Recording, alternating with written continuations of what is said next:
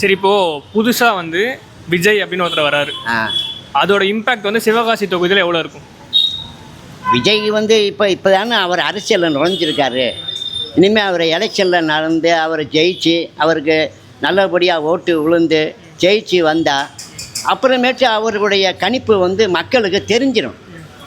சரி, விஜய் நல்லவர், நம்ம மக்களுக்கு செய்கிறாரு, நன்மை செய்கிறாரு, கவர்மெண்ட்டுக்கு நல்லபடியாக ஒத்துழைப்பு கொடுக்குறாரு, முதல் அமைச்சராக நல்லா இருக்கார், நல்லா நிர்வாகம் பண்ணுறாருன்னு பெருமை வந்து சேரும். இப்போ வந்து இந்த எலெக்ஷன் நடந்து அவர் வந்து ஜெயிச்ச பிற்பாடு தான் நடக்கும். அதுக்கு முன்னாடி இவர் வந்து முதலமைச்சர் அப்படி இப்படின்னு சொல்ல முடியாது. சரி, இப்போது அந்த 3 போட்டி வருது.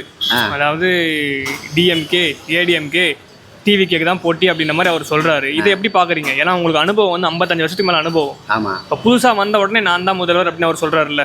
ஆமாம். அதை எப்படி பார்க்குறீங்க? அது வரும்போதே நான் தான் முதல்வர்னு கனவு காங்கக்கூடாது. எடுத்த எடுப்பிலே நான் வந்து முதல் மந்திரியாக வரணும் அப்படின்னு நினச்சி மக்கள் மத்தியில் பகிரங்கமாக சொல்லக்கூடாது. மக்களாக பார்த்து தேர்ந்தெடுக்கணும்.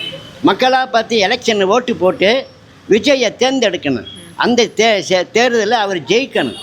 அப்புறமேட்டு மந்திரியாக முதலமைச்சராக வரணும். அப்போ வந்தால் எல்லாமே ஆதரிப்பாக, எல்லாமே ஒன்று கூடுவாங்க.